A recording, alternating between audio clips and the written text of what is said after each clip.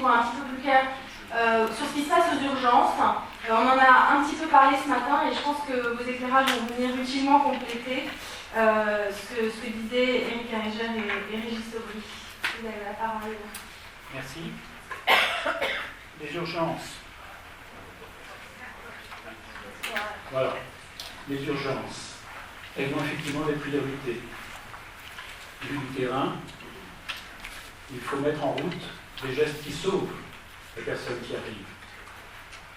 Il faut, au plus vite, placer dans les services hospitaliers tous les patients qui nécessitent un tel placement. Et puis, il faut renvoyer les autres, facilement 2/3. Les renvoyer parce que les urgences, eh bien, c'est un sas qui ne doit pas déborder sous peine de collapsus. Et c'est dans ce contexte que l'on va arriver des grains de sable de temps en temps. Des personnes qui sont très mal en point et qui sont peut-être en fin de vie. Alors, dans un tel cadre, les relations humaines sont mises à mal. Et ceci questionne, en fait, toute l'organisation de notre système de santé. Comme ça a déjà été évoqué un peu dans la première partie, notamment avec Régis Aubry. Les urgences, eh bien, c'est encore la cour des miracles par les personnes qui viennent, de toutes origines sociales, de toutes situations, et qui viennent pour des réponses à des problèmes qui ne sont pas forcément médicaux, qui peuvent être sociaux. C'est aussi le lieu des miracles, puisque la réanimation entreprise permet effectivement de sauver dans les premières heures des patients qui étaient fort mal en point. Mais ce sont donc des réponses techniques qui vont être privilégiées pour faire face à la diversité de ces demandes et dont l'essentiel, si on ne veut pas avoir de judiciarisation, sont des demandes quand même de soins pour des situations cliniques variées. Ces demandes, en fait, arrivent là du fait que les urgences ont progressivement pu répondre aux besoins sont des lieux où on peut espérer trouver la réponse à ces soucis. Et du coup, il y a une surabondance de demandes. Et des demandes qui ne sont pas forcément urgentes. Dans des études qui ont été faites de ci, de là, sur le caractère urgent de la personne qui consulte, du motif de sa consultation, eh bien, on s'aperçoit que peut-être 20 à 40% relèvent seulement de l'urgence, véritablement de l'urgence. 15% repartiront des urgences sans examen complémentaire, sans prescription. 20% seront hospitalisés et le reste aura droit à des examens complémentaires. Ce sont aussi des urgences qui sont accessibles à tous. 7 personnes sur 10 qui viennent aux urgences viennent d'elles-mêmes, non adressées par un médecin ou une autre structure. Et ces personnes viennent bien sûr pour qu'on vienne répondre à toutes ces demandes. Et en contrepartie, eh bien, ce qui existe à l'extérieur de l'hôpital et des urgences n'est plus sollicité, ou de moins en moins sollicité. Toutes ces permanences de soins ambulatoires qui sont mises en place dans les différents territoires ont de la peine à vivre.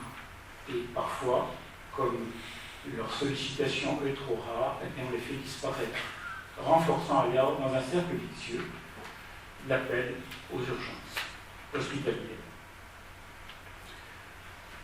Dans tout ce cadre-là, la fin de vie, les personnes en fin de vie.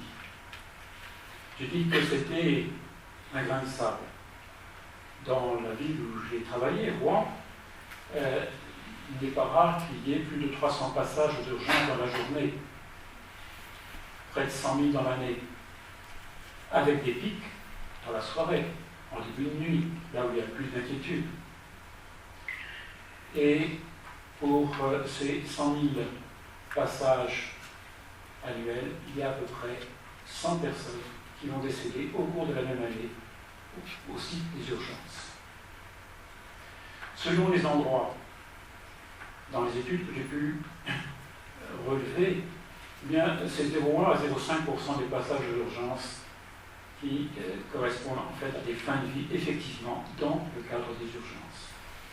Et pourtant, un rapport qui avait été effectué il y a quelques années par ICAS avait montré que les morts aux urgences représentaient quelque chose de significatif parmi les morts à l'hôpital, 5 à 17%.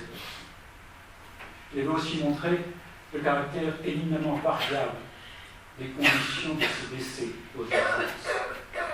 Alors la presse se régale des décès dans le couloir sur un brancard, etc., etc. Oui, ça arrive encore malheureusement. Le plus souvent, aujourd'hui, les décès se font dans le cadre de structures qui ont été mises en place ces dernières années, les unités d'hospitalisation de courte durée, dites encore UHCD.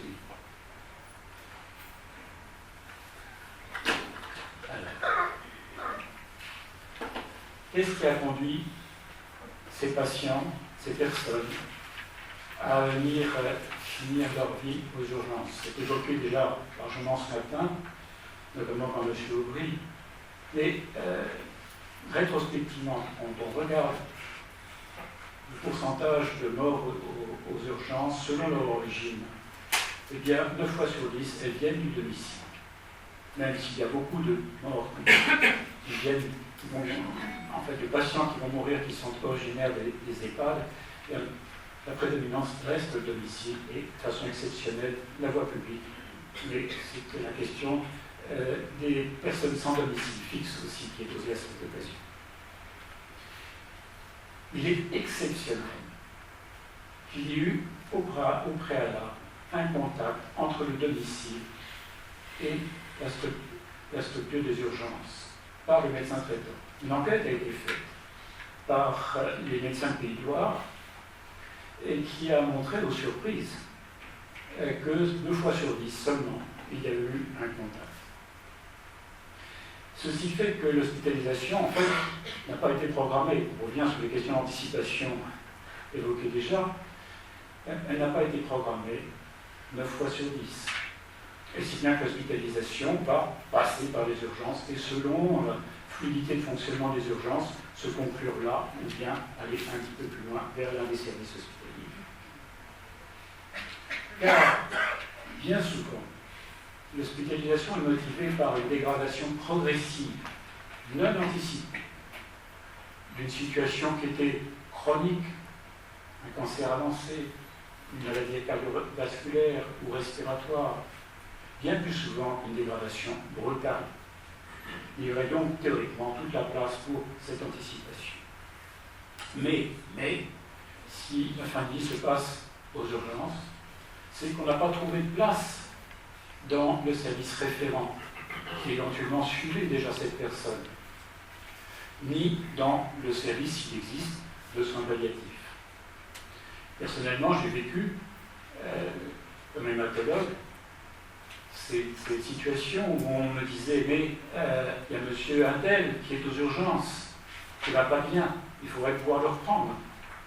Certes, mais quand on recherchait ensuite un lit dans l'établissement, pas forcément dans le service, mais dans l'établissement, on n'en trouvait pas. Alors on apprenait que 2 jours plus tard, le patient était décédé, éventuellement dans un autre service du CHU. Et on avait été coincés, effectivement. Et ceci nous laissait un goût bien amer, car on n'avait plus engagé auparavant un certain cheminement avec cette personne, et on n'avait pas pu aller jusqu'au bout. Alors,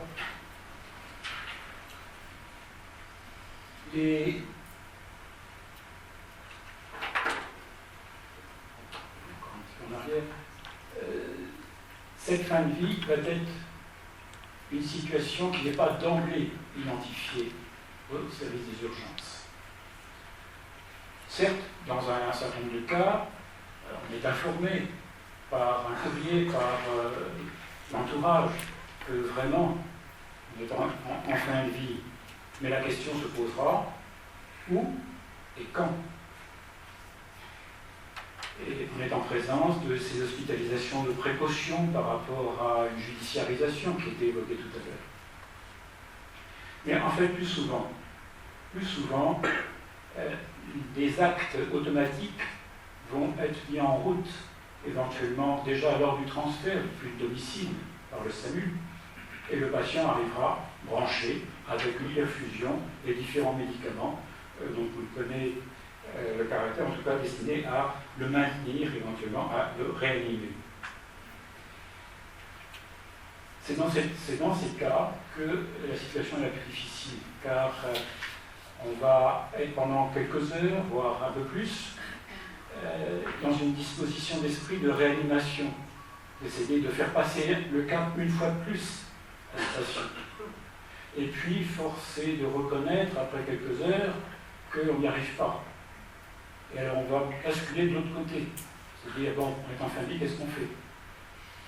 Qu'est-ce qu'on fait? Et on peut, dans certains cas, trouver malgré tout une place, ou du moins mettre en liste d'attente, si je puis dire, dans un des services où il était connu, ou bien le placer dans ces unités d'hospitalisation de courte durée, dont il faut savoir que normalement les patients ne doivent y séjourner que 24 heures et qu'elles sont là uniquement pour s'assurer que la situation n'est pas grave, que ça va aller bien au bout de quelques heures, que la personne pourra alors retourner à son domicile. Mais si les choses se prolongent, c'est-à-dire qu'au bout de 24 heures, on sait bien qu'on est en fin de vie, mais la personne est toujours vivante. Alors on va passer un deuxième jour, ou un troisième jour, et je vous dirai tout à l'heure qu'est-ce que ça a comme conséquence dans le suivi par l'équipe médicale.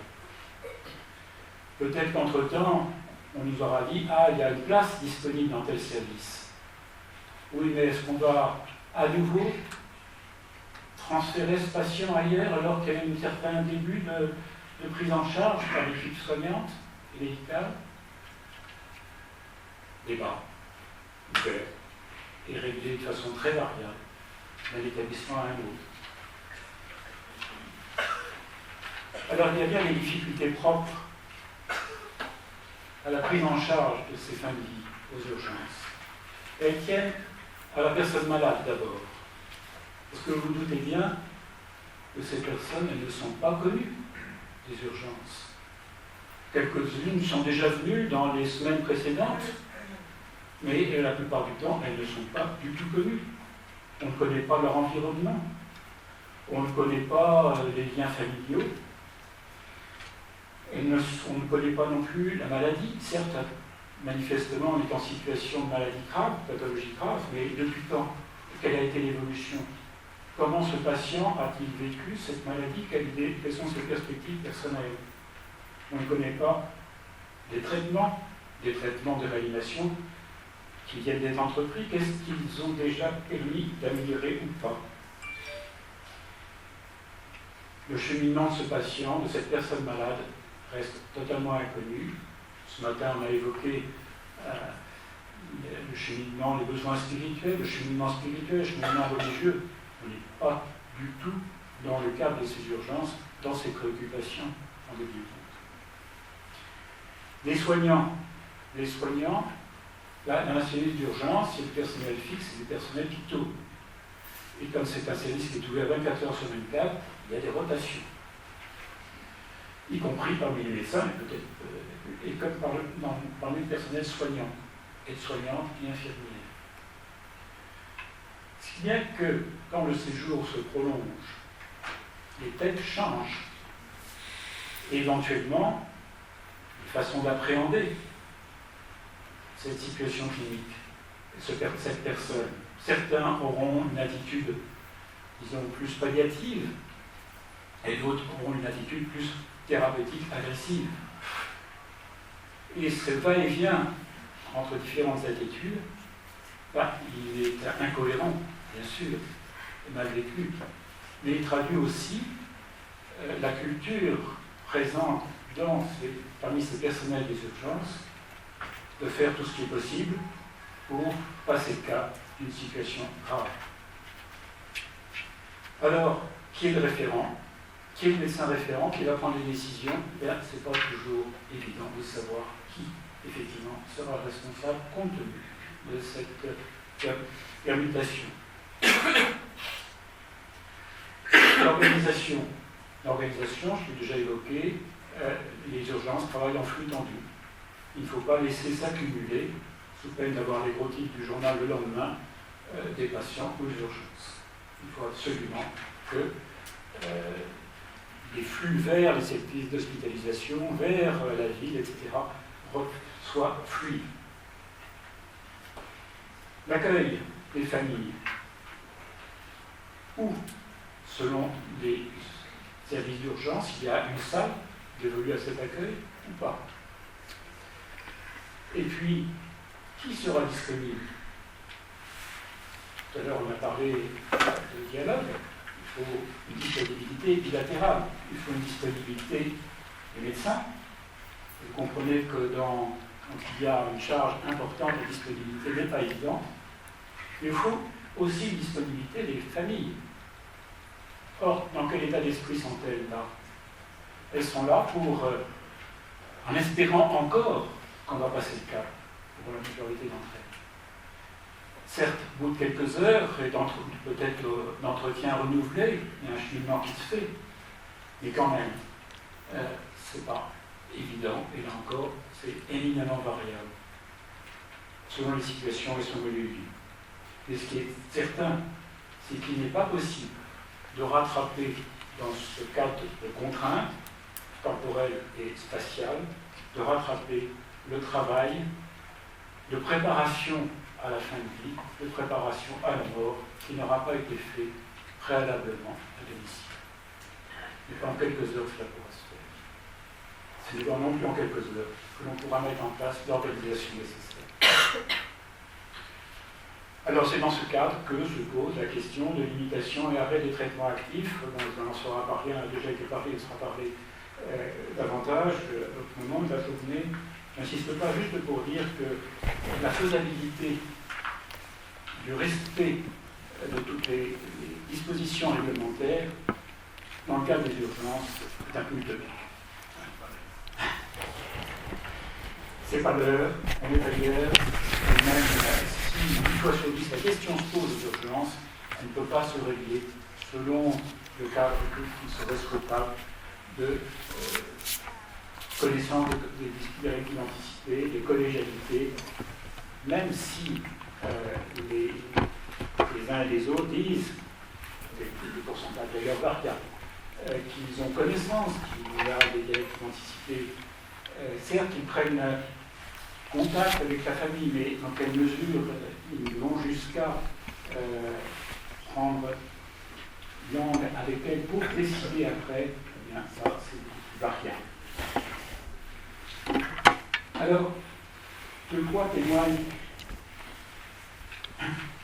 toutes ces anomalies, et de quelles anomalies plus largement du système de santé et de son emploi témoignent ces difficultés?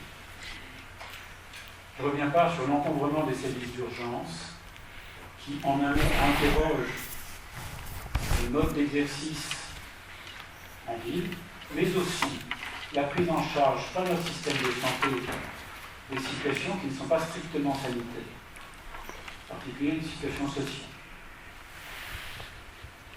L'anticipation à domicile, d'abord. Écouter, dire, petit à petit faire cheminer le patient et ses proches. Oui, ça pourrait être, ça devrait être le travail qui est fait par le médecin traitant. Mais constatons que les visites à domicile sont raréfiées pour diverses raisons et que ceci a lieu de plus en plus rarement. Or, il y a des aides organisées, il y a des ressources en amont, on les a évoquées. Il y a, outre les médecins traitants, il peut y avoir une formation de ces médecins des soins palliatifs, voire un accès au diplôme dans certaines situations très rares, malheureusement, des services de soins infirmiers à domicile, d'hospitalisation à domicile, et bien sûr, des aides à domicile. Sauf que toutes ces aides possibles dépendent de des portes d'entrée différentes, des financements différents, des décideurs différents, et que c'est un labyrinthe compliqué pour s'y retrouver et pour coordonner tout le monde. Et pour le moment, on n'en est pas là. Alors ce travail, le médecin traitant, d'abord il ne connaît pas forcément tout ce qui peut exister, tous les cheminements pour obtenir, et d'autre part, il n'a pas le temps pour cela. Les ressources aussi sont bloquées par le manque de coordination. Juste 2 mots sur l'absence de coordination. On a évoqué tout à l'heure les formations en tunnel, mais aussi plus tard dans l'exercice, entre le secteur médical, soignant, médico-social, social, eh bien, ce sont des secteurs qui vivent indépendamment les uns des autres, malheureusement trop souvent. Or, il faut bien qu'il y ait une coordination de tous ces acteurs pour repérer les situations à risque, repérer là où il faudrait mettre des ressources pour que la fin de vie puisse se faire. Vous pensez bien qu'il faut pour cela que l'on ait réglé le premier point, c'est-à-dire l'anticipation. La coordination entre la ville et l'hôpital, je l'ai un peu dit tout à l'heure à propos de l'absence de demande préalable, c'est peut-être plus précisément d'ailleurs une manque de coordination entre généralistes et spécialistes qu'entre ville et hôpital. Enfin, presque, la mort comme un impensé institutionnel, ça a été dit par Joël Sogo tout à l'heure, mais je veux juste insister sur le fait qu'il y a là des effets qui peuvent être mortels, et ceci est beaucoup moins connu. Vous ne savez peut-être pas que les médecins font partie de populations à haut risque de suicide. Que dans la période où on a beaucoup parlé des suicides à France Télécom, sur cette même période de 18 mois, il y avait eu, pour la même tranche d'âge, relevé par le Conseil de l'Ordre, 1,5 fois plus de suicides de médecins. Et il n'y avait pas eu de cliniciens quiconque à ce moment-là. Parmi les médecins, les urgentistes sont particulièrement exposés. Et dans des enquêtes sur la souffrance au travail, faites par d'ailleurs le ministère du Travail en France et nos confrères anglo-saxons, eh bien, pratiquement 92% des urgentistes disaient vouloir ne pas terminer leur exercice dans ce cadre-là. Et près de 60% envisageaient de changer d'orientation dans les 3 ans qui suivaient l'enquête. C'est bien l'importance de cette souffrance. Cette souffrance, elle touche aussi les infirmières et les aides-soignantes. Il n'y a pas eu d'enquête, à ma connaissance, du même type. Et on a de temps en temps des événements qui sont médiatisés, qui montrent bien qu'il y a quelque chose là. Et dans ces cheminements chaotiques aux urgences, quand finalement le patient meurt dans de mauvaises conditions, celles qui souffrent le plus et qui disent leur mécontentement, ce sont les aides-soignantes. Enfin, dernier point, les choix de financement à tout niveau. Des choix de financement, oui, parce qu'on a privilégié de segmenter. On fait des actes, on rémunère en fonction d'actes, à la fois les différentes catégories professionnelles et toute une séquence de notre vie. La prise en charge en libéral, une fin de vie, est-ce que ça peut être réduit à une succession d'actes? Non. Donc nous plaidons, nous avons travaillé là-dessus en cas d'esprit social, nous plaidons pour qu'il y ait véritablement une autre façon de réfléchir à la rémunération des acteurs. Mais c'est aussi réfléchir à qu'est-ce qu'on rémunère. Ça a été dit ce matin, on rémunère des actes techniques et non pas du soin, et non pas de réflexion. Mais il y a aussi une responsabilité d'établissement, car un directeur d'établissement a des manettes, et comment est-ce qu'il en fait usage? Est-ce que ce projet d'établissement sur lequel sa tutelle l'attend Il va l'élaborer seul, en liaison avec les uns et les autres de son établissement, en liaison avec les besoins de la population du territoire dans lequel se trouve son établissement. C'est variable. Et là-dedans, qu'est-ce qu'il va privilégier? Car comme manette, il a des investissements pour des locaux, par exemple une salle pour recevoir les familles aux urgences. Il a aussi des manettes pour créer des postes, à droite ou à gauche. Il est soumis à la pression des différents services. Et je sais qu'il y a du lobbying à l'intérieur d'un centre hospitalier. Eh bien, les urgences seront bien souvent les derniers servis. Voilà. Alors, mourir dans la dignité. Il va falloir penser bientôt à conclure. Voilà. Termine. Reconnaître explicitement la prise en charge de la mort parmi les missions d'hôpital, c'est l'IGAS qui l'a dit en 2009.